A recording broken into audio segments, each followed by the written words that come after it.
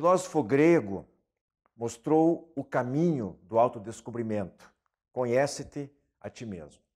22 séculos depois, o espírito de Agostinho, o Santo Agostinho, o bispo de Hipona, se reporta dando a meta. Ou seja, na questão 919 do Livro dos Espíritos, ele até mais que a meta, ele fala a fórmula, ele explica, é o que nós veremos depois, por isso não vou me adiantar agora. Entre os dois, Cristo, há 2000 anos, este sim, colocou a meta, dizendo que a verdade, conhecereis a verdade e a verdade vos libertará. A importância nesta viagem ao interior de nós mesmos é que nós ouçamos a nossa própria voz da consciência. Não só para reprovar os nossos erros, mas fazer eco às palavras de Jesus quando ele afirmava que sois deuses. Isso é muito importante. Ou seja, o autoconhecimento define onde nós estamos, as mudanças necessárias e onde podemos e devemos chegar. Temos pergunta enviada por nossa telespectadora e uma análise sobre a recomendação de Jesus também, válida hoje mais do que nunca, quando ele afirma que nós devemos ser mansos como as pombas e prudentes como as serpentes. Com uma homenagem de carinho e amizade pela passagem dos dias dos pais amanhã, o Diálogo Espírita está no ar.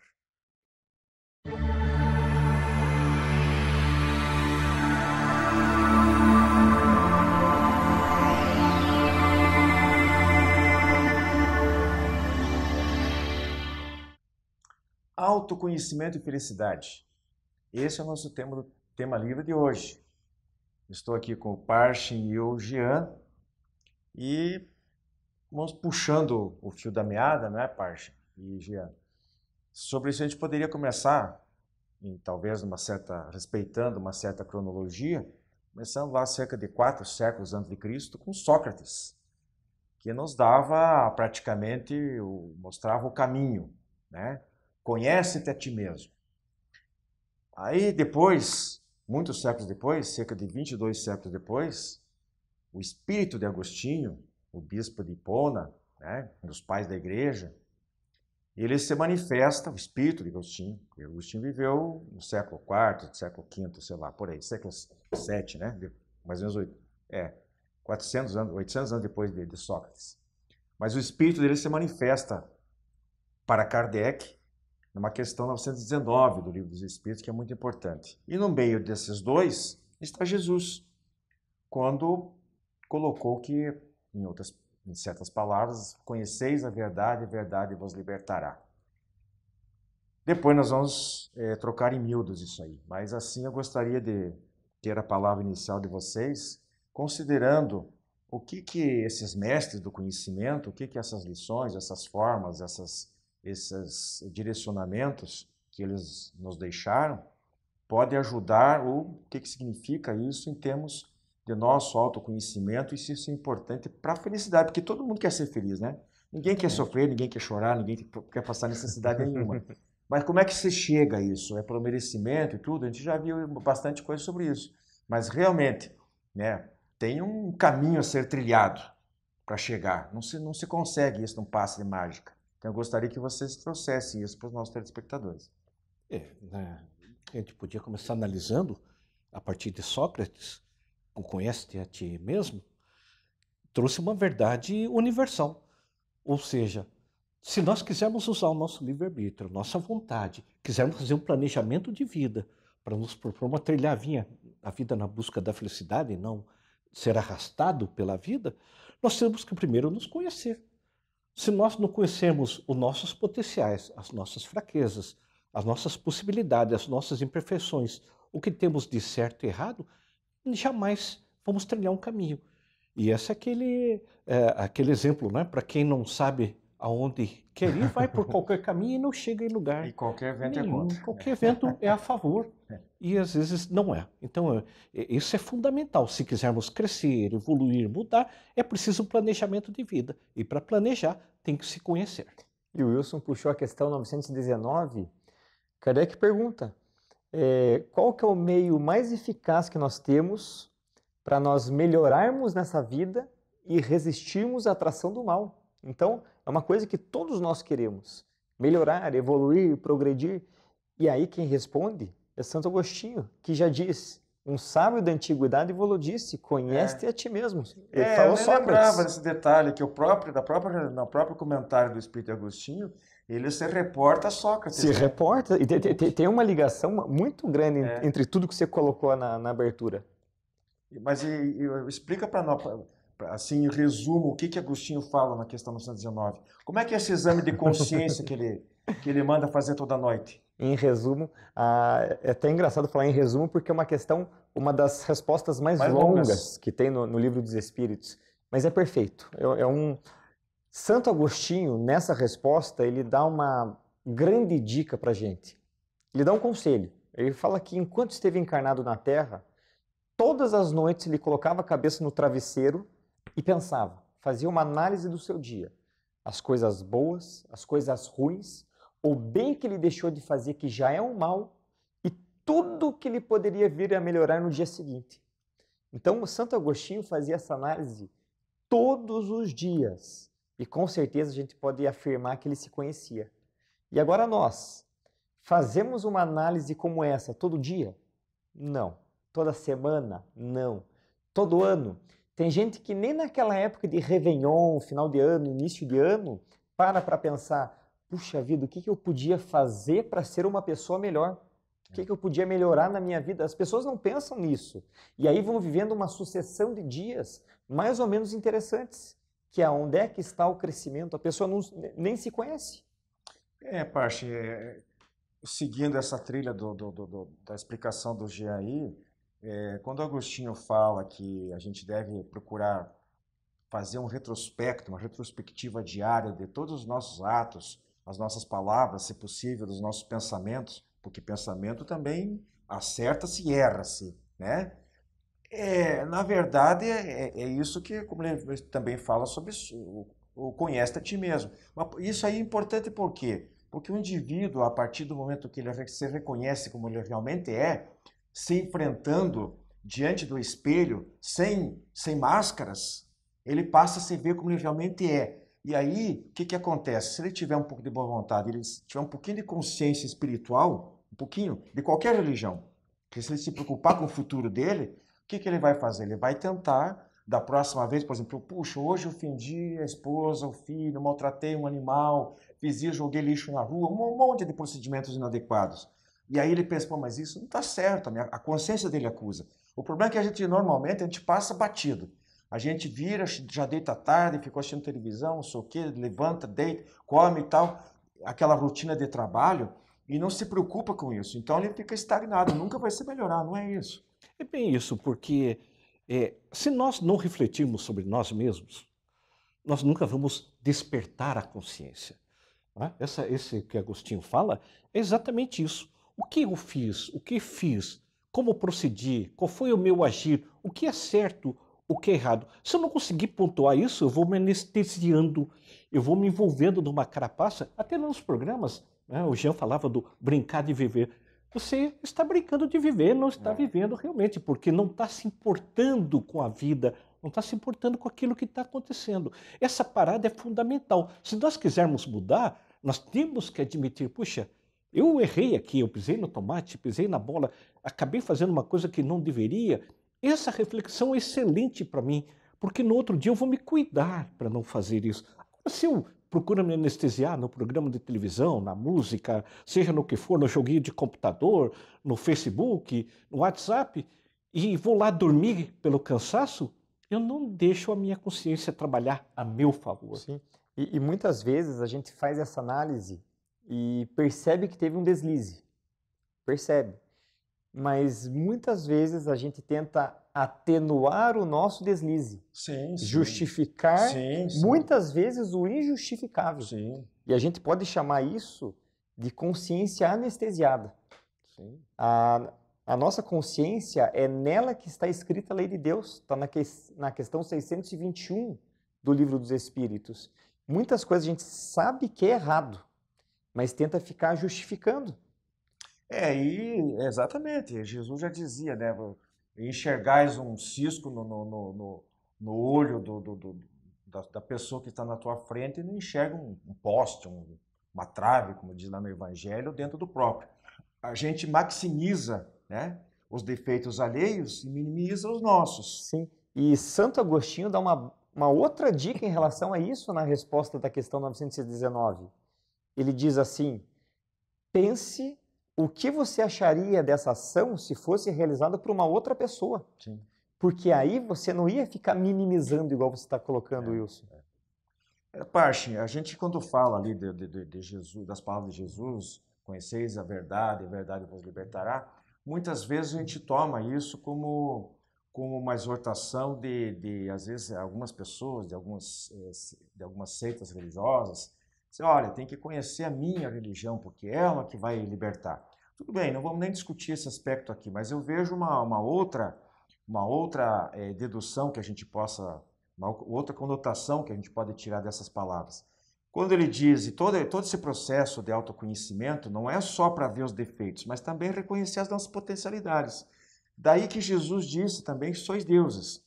Isso é uma maneira de nos tocar, de nos conscientizar do que nós temos essa nossa realidade de espírito imortal, qual é o futuro, né? O que nós estamos fazendo, quem nós somos, o que nós estamos fazendo aqui e para onde é que nós vamos e o que nós vamos levar para o lado de lá. Então eu gostaria que você estendesse um pouquinho essa colocação de que o autoconhecimento não é só para ver problemas, só os defeitos, mas também as virtudes incipientes que sejam, mas potencialmente elas são muito amplas.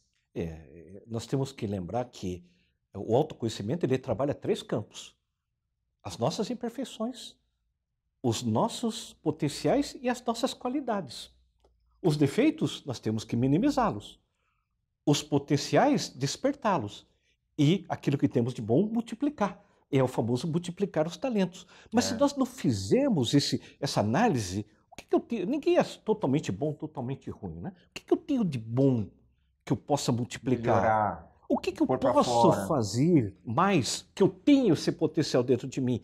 E como eu vou minimizar meus defeitos? A verdade, antes de tudo, nós nos conhecemos. Saber como nós somos. Essa é a verdade. A verdade é sempre íntima, né? Ela confundir a religião com a verdade, ou aceita. É um erro comum, mas a verdade, ela é o que íntima. É a verdade? O que é a verdade? Então nós temos que buscar essa verdade dentro de nós, multiplicar esses talentos para que nós possamos construir uma vida melhor. E é isso que está colocado dentro disso do buscar a verdade. Você colocou um segundo ponto dentro da verdade, que era na verdade, casa-se aí, nesse ponto, né? Na verdade, as coisas erradas que você foi bem, exatamente colocou aquilo que pessoalmente eu também concordo. As coisas que estão erradas precisam ser alteradas, precisam ser corrigidas, defeitos extirpados e as virtudes cultivadas. Jean, você quer acrescentar alguma coisa? Eu quero fazer um link agora com a felicidade. Felicidade, sim. Por quê?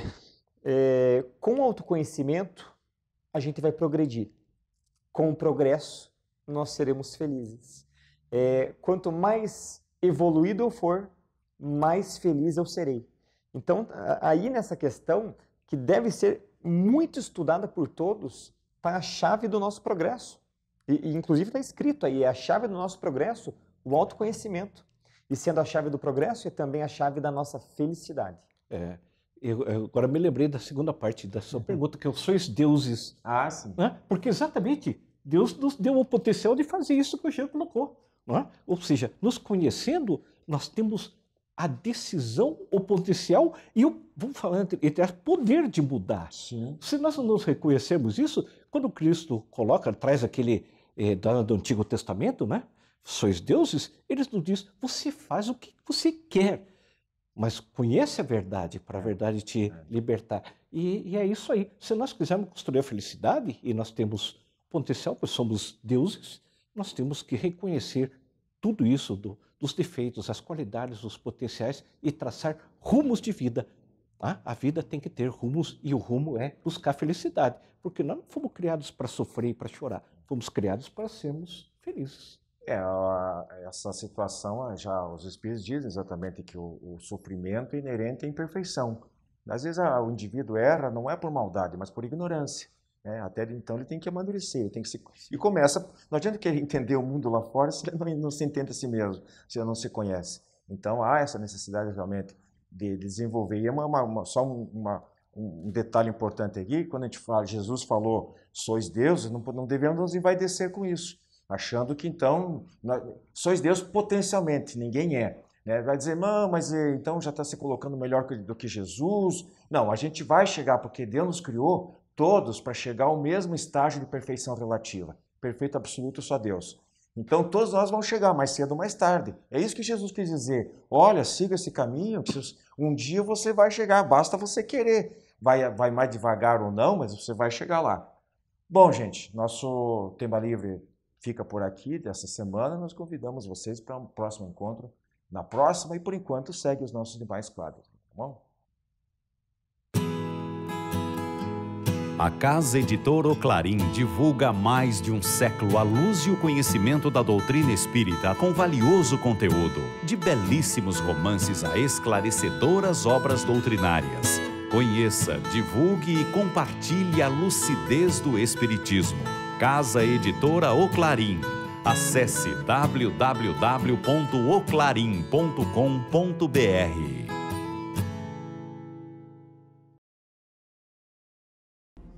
As encadernações da revista Ser Espírita, um acervo para o presente e para o futuro. As encadernações da revista Ser Espírita organizam e protegem os resultados do estudo e das interpretações mais recentes sobre os princípios fundamentais da doutrina espírita, à luz da filosofia, da ciência e da religião. Cada encadernação contém 6 edições, das 30 unidades publicadas até o momento. Você agora pode adquirir a coleção da revista Ser Espírita, contatando www.livrariaserespirita.com.br.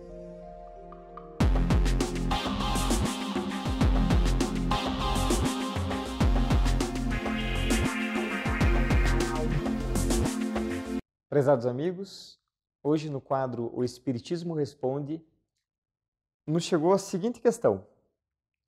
Vocês falaram num programa desses que tem gente que brinca de viver. Como assim? Confesso que não entendi. Poderiam explicar melhor? Eu lembro desse programa, quando a gente comentou sobre brincar de viver. A gente está aqui encarnado para quê? Nós somos seres espirituais, tendo hoje uma experiência na carne.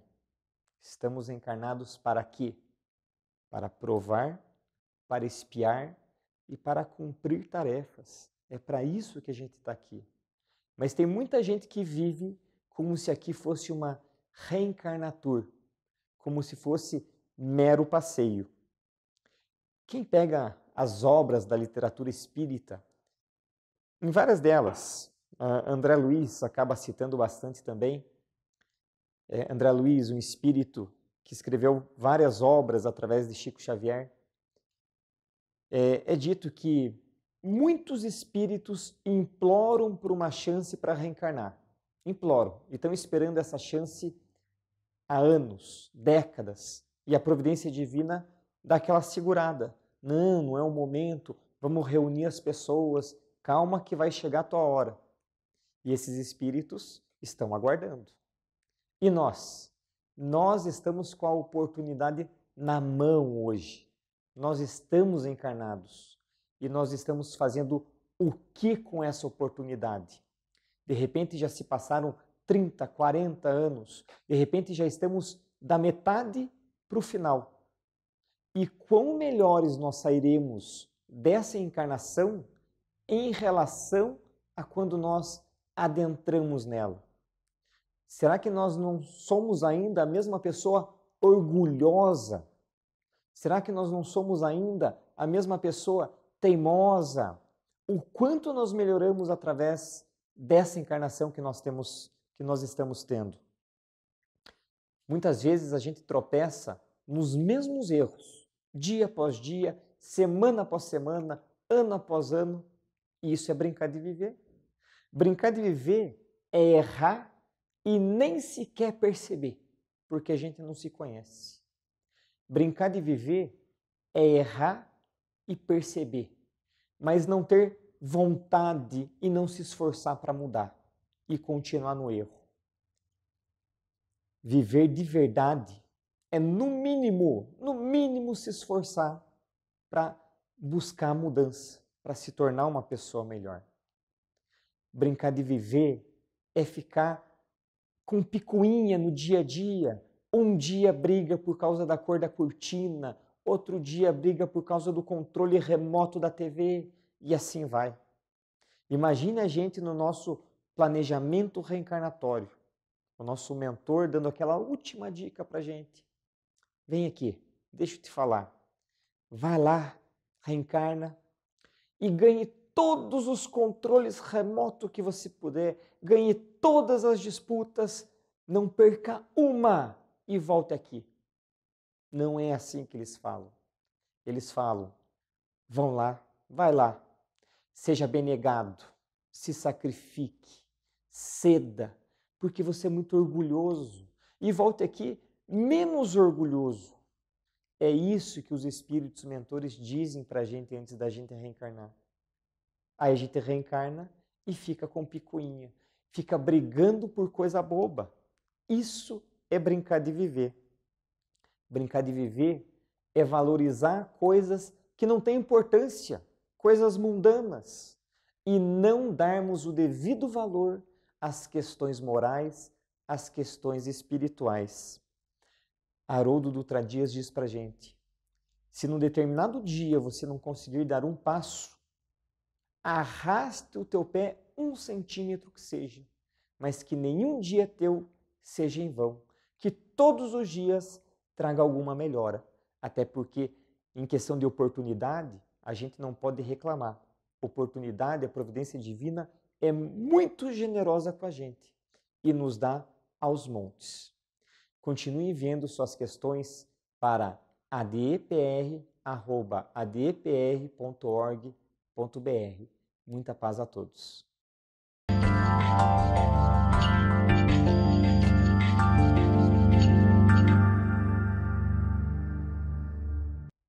O tema de hoje, que nos foi sugerido, aborda o problema da nossa ação ou reação às provocações do ambiente.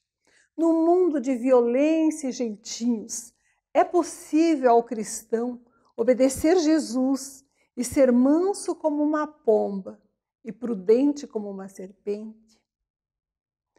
É uma questão intrigante. Nas nossas reações, nas nossas ações no mundo comum, nos nossos trabalhos, nas nossas relações sociais, nós vamos encontrar dificuldades a vencer. Por quê? Porque se quisermos ser coerentes com os princípios de Jesus, muitas vezes não poderemos concordar com a maioria. Não poderemos agregar nossa adesão a programas que não correspondam à ética espírita. Muitas vezes seremos obrigados a discordar até mesmo de familiares queridos, porque os programas que eles nos submetem não correspondem aos princípios de vida que nós já adotamos. Jesus nos alertou quanto a isso. Disse que aonde nós fôssemos encontraríamos lutas e dificuldades e que não deveríamos ser tolos ou ingênuos, deveríamos estar atentos a essas armadilhas. No mundo em que pessoas nos ligam, né, com armadilhas que pela internet tentam clonar nossos dados, às vezes, é preciso estar atento realmente. Sem ceder ao jeitinho, à conciliação mais fácil, sem ceder ao mal. Conta uma antiga lenda hindu que um sábio passava por um campo onde uma serpente vivia e que ela maltratava as pessoas, mordia e matava as pessoas de uma vila próxima da sua vizinhança. E a serpente enfrentou o sábio, mas ele lhe disse com mansidão: serpente amiga, a vida é feita para os laços de fraternidade. É da lei que nós respeitemos o nosso semelhante e tentemos ajudá-lo. E tanto conversou que a serpente se converteu. E a partir daí ela procurou se redimir, procurava as crianças dos vilarejos próximos, tentava ser útil. E o que aconteceu? Aqueles que antes a temiam começaram a apedrejá-la, perseguiam. E ela ficava infeliz, escondida na toca, toda machucada, porque não agredia mais. O sábio, no retorno da sua viagem, viu a serpente novamente e, ao notar o seu estado, lhe perguntou e soube do que tinha acontecido. E ele lhe disse então: serpente amiga, eu te disse que não mataste, não ferisse, não perseguisse ninguém, mas jamais te disse que não mostrasse os seus dentes, que não silvastes, que não defendesses a tua vida e o teu trabalho e não afastastes a maldade humana. Assim também somos nós em sociedade. Temos que nos resguardar. Mas e quando as nossas lutas morais irrompem dentro do próprio movimento religioso que nos acolhe? Quando somos convidados à reação, em busca do esclarecimento sobre os nossos princípios, sobre a nossa conduta? Quando a calúnia ou a difamação nos perseguem, aonde deveríamos encontrar o templo das nossas orações? Nesse momento, as nossas armas são diferentes. Temos que ter a mansidão da pomba, a astúcia da serpente, mas não podemos silvar. Temos que entender que as armadilhas das dissensões existem para que os movimentos de fraternidade iluminados por Jesus se enfraqueçam. E identificando as armadilhas das sombras, temos que lembrar de fugir do fermento das discussões estéreis, renunciando em silêncio à compreensão mesmo dos antigos amigos, perseverando, deixando que a calúnia, como a sombra, se espalhe e se dilua ao clarão de um novo dia, quando for tempo, quando Jesus determinar. Temos que lembrar com o apóstolo Paulo que temos que lutar, mas que as nossas armas não podem ser as do comum dos homens. Temos que escolher a nossa ação e não reagir às provocações. Se partirmos para as discussões na casa que nos acolhe, estaremos alimentando a sombra que tem que se dissipar, envolvendo aqueles que nos rodeiam, que se encontram em dificuldades, que não nos entendem ou que nos perseguem, nas vibrações da nossa oração, da nossa amorosidade, como Jesus nos ensinou. Ao término do tempo, ainda que jamais sejamos entendidos por esses companheiros, nós estaremos com a consciência tranquila e teremos feito o nosso melhor. Temos que lembrar sempre com o apóstolo Paulo, na sua epístola aos Coríntios, que embora vivamos como homens, não podemos lutar segundo os padrões humanos. Temos que confiar em Jesus, nos entregarmos à sua bondade, à sua proteção e seguirmos amando, perdoando, orando com alegria. Muita paz. A editora Espírita Clarim é uma das mais antigas e respeitadas do país. Um de seus últimos lançamentos é Ultrassom da Alma, Roteiro para a Renovação, de José Luiz Condota. Perguntas e casos reais da vivência psiquiátrica, escavando as angústias mais profundas do espírito detentor dos sentimentos. Pedidos para oclarim@oclarim.com.br, telefone 16 33 82 1066 ou através do Clube do Livro Espírita em Curitiba, adpr@adpr.org.br e telefone 41 3278 0961.